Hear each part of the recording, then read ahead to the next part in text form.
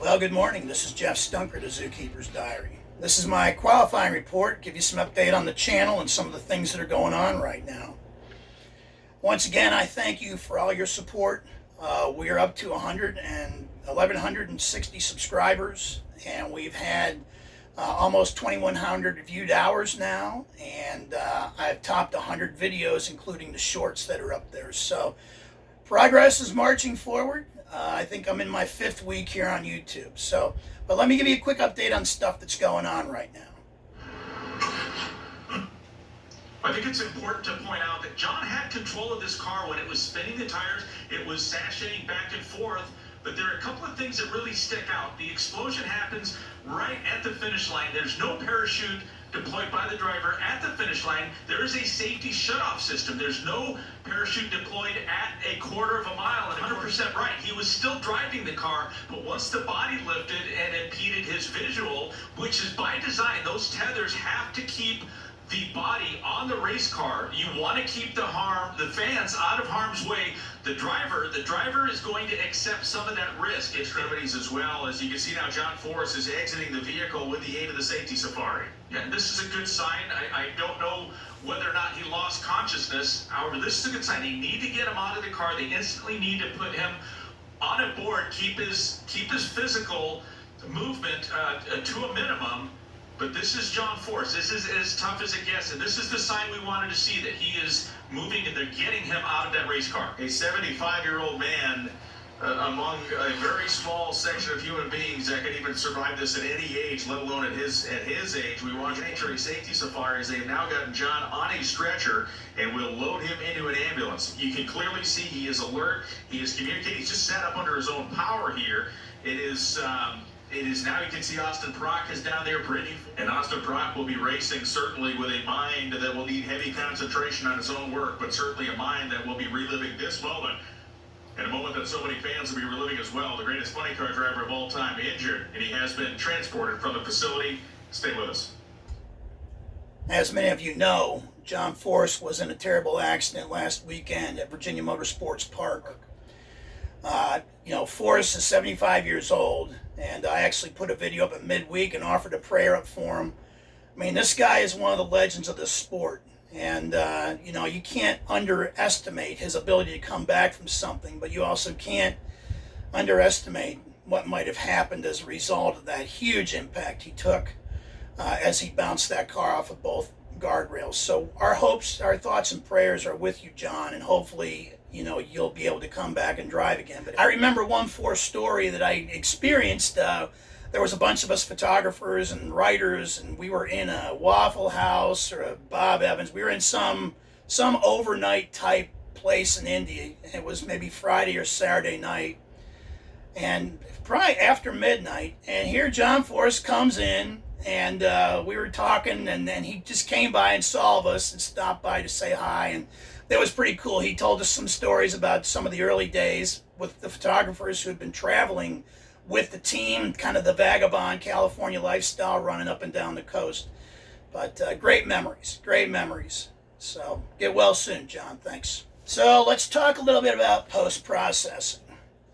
I certainly appreciate those of you who've sat through my videos, whether they're 4 minutes or 8 minutes or 20 minutes. I think the longest one I've done to date was the most recent Richard Petty example, which took 25 minutes.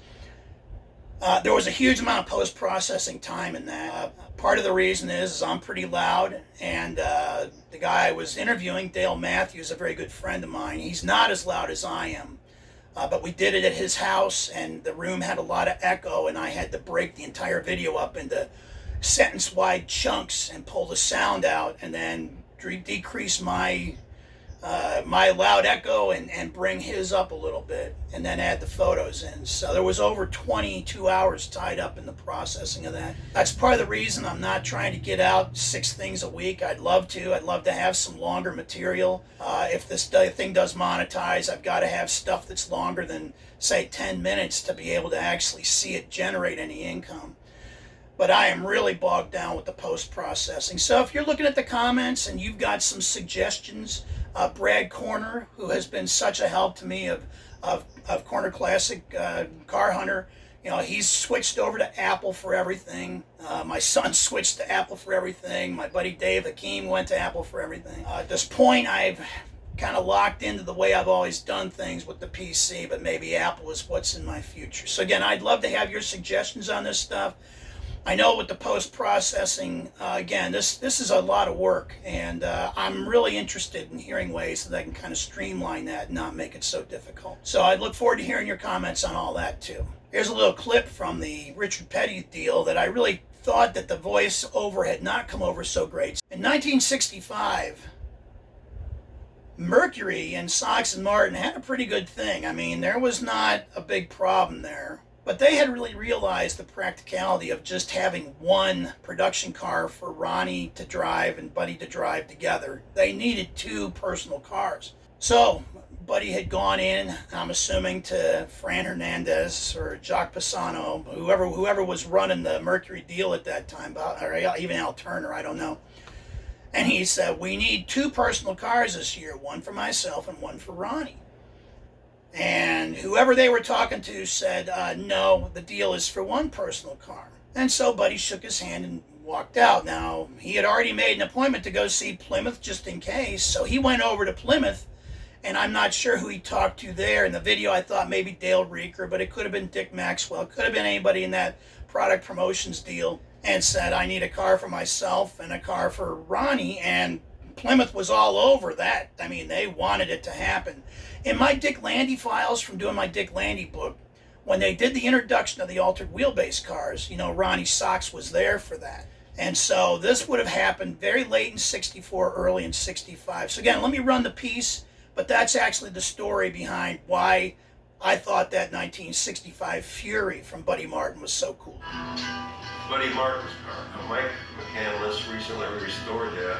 Okay. And they presented it to Buddy Martin because that was his car back in the day. No, wait a minute. Are you saying this is the car that Big Chrysler gave to Buddy Martin? Okay. You know the story behind that, right? I don't. So here comes Mercury, and Buddy had gone to Mercury first for 65. I mean, his cameras were out, the comments were out. The comment, we want two cars. I need a car for Buddy and a car for Ronnie. Mercury said, you get one car. Okay. Went over to sell the guy at Plymouth, and I'm trying to think of maybe Reeker. You need two cars, we'll give you two cars. And that's how Sox and Martin went to Plymouth. That's exactly right. So that is a cool story because I had no idea that that car was existing. One final note on the post-processing. You know, Tony DeFeo warned me going into this. I was probably too much of a magazine guy to be able to just talk into my phone. I really don't want to be a talking head. I want to give meat to the stuff I'm doing. So if you've watched this video to this far, I certainly appreciate it. But the bottom line is I'm really trying to walk a tightrope here, trying to figure out the smart way to do all this post-processing work. So I look forward to your comments on that. So let's talk car shows. Last Saturday, I went to the Fun in the Sun Mopar show down in Chilhowee Park in Knoxville, Tennessee. This show was actually one that the promoter, Judy and Mike Holman of that East Tennessee Mopar Club, have asked me numerous times to try to make it down to.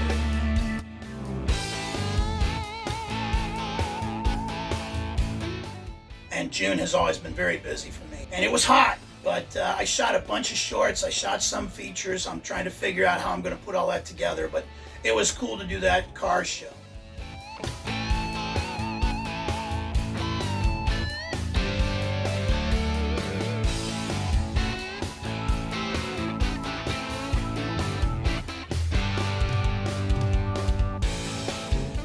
Of course, Dale and I will be at Carlisle. And I'm looking forward to coming up for that. I missed last year because of the budget cuts at Mopar Action. I've talked with Ed Baziski, who is the promoter at Carlisle events, and he's going to have me set up. So I'm thinking we'll probably do a swap meet walkthrough on Thursday as people were setting up, and then try to cover the various things that are going on at Carlisle, whether it's the buildings, Building T and Building Y, or the autocross, the special displays, and any special events they do.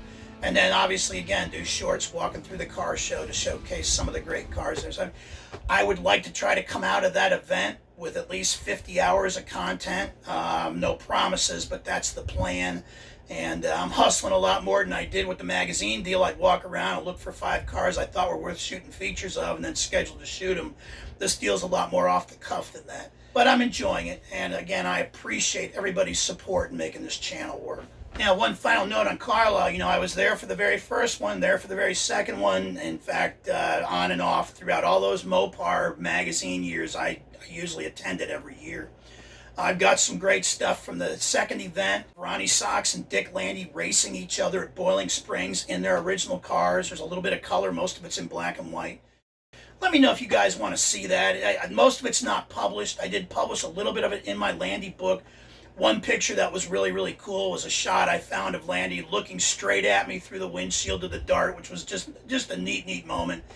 And again, I've got pictures of all the celebrities that showed up at that very first Hemi celebration they did there, which had all the factory race cars at it. So again, I'm interested in what you'd like to see from my back catalog. I'd like to put some of that stuff up. Like I said, post-processing is a pain in the butt. Some of that stuff I'm going to need to scan negatives. It's going to take even longer. And I don't want to justify the effort to get 200 views. So like I said, I'm interested to hear what you'd like to see. And then it's on to Indy. Brad Corner and I are going to show up at Indy and cover the Hemi Challenge and cover the Pro Car stuff. We're actually thinking about doing this bonsai run that I noted in the video I did on the Southeast Nostalgia Pro Stock guys. And that would be shoot out at Indy very early on Saturday morning, shoot the event that afternoon, and then drive back overnight to be back at Indy in time for the first pro session on Sunday, which I think would probably be at noon. So it's 18 hours of car time, but the two of us driving, post live stuff as we're going and coming, post stuff from the pro stock race, and we should have cell coverage except when we're on the West Virginia Turnpike. But anyway, we're looking forward to that. So the Hemi Challenge is a big deal this year. I'm sure if you read Mopar Collector's Guide, who I will be working for at that event as a print magazine photographer, which is what I do, or did. The Sox and Martin was bought, the name was bought by Mike McCandless, Herb McCandless' son. And they are actually the sponsors of the Hemi Challenge this year. And we could get into the Stellantis nightmare that's going on right now. I don't have time to really talk a lot about that, although I can say that dealing with my local dealerships has not been a lot of joy for me lately. And I know things are tight for everybody. So, but the bottom line is having the Sox and Martin name back there at Indy as a sponsor is just such a cool deal. I believe Mike's going to have a video crew there. Brad Corner and I will be shooting whatever we can. I think Brad is going to stick with his YouTube stuff, and he will be obviously doing some coverage of that as well. And I will be doing some coverage of that. We'll do some features, maybe do some walkarounds on some of the AH cars, talk to some of the drivers. Try to put together a nice package of content that you guys might not be able to get anyplace else. So looking forward to Indy again. Last year I was at Indy for one day, but that was for bump day for the 500, and did not get over for the drag races last year. So I'm looking forward to returning back there again this year. So as for projects, I've got a few things upcoming. One thing is, after I put the thing out on Bristol with the historic Philip Smith photos, I had a gentleman send me several photographs he had taken as a young man at Indianapolis at the U.S. Nationals in 1970. Some very cool stuff in there. So I'm going to try to package some of that up and get that ready to come out right before the U.S. Nationals. I've also got a couple of super stock AH pictorials I'd like to put together, one which would have historic photos and one that would have photos perhaps from various Hemi challenges over the past 25 years or so. But the bottom line is that, again, these projects are great, but they do take a lot of time. So at this point, I'm probably going to stick to 1 or 2 a week. Again, I'm looking at my analytics. I'm finding, the 7-minute mark seems to be when a lot of people click away. I don't know if I can do some of this stuff that short. But again, we'll try to put together stuff that makes you want to stick around and watch the whole thing. So that's the idea.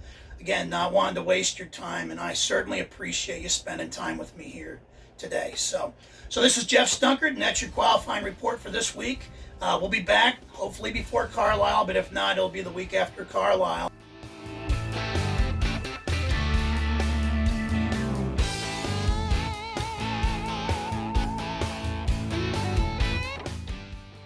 I could tell you a lot of Force stories, but I do remember one, which is probably not as funny as it was at the time, but We were at Maple Grove sometime in the early 90s. This was a time that Forest was having a lot of fires, and they were getting ready to run the final. There had been some rain, so it had gotten dark, and there were no lights at the top end of that time. And so Glidden and Forrest, I think Gary Ormsby and a couple other guys were standing on the starting line. And Glidden quipped in his typical dry fashion. He said, well, let's run funny car first. And if Forrest catches on fire again, we can just leave his car at the end of the track burning so we can all see where we're going. I don't know if I can tell that story.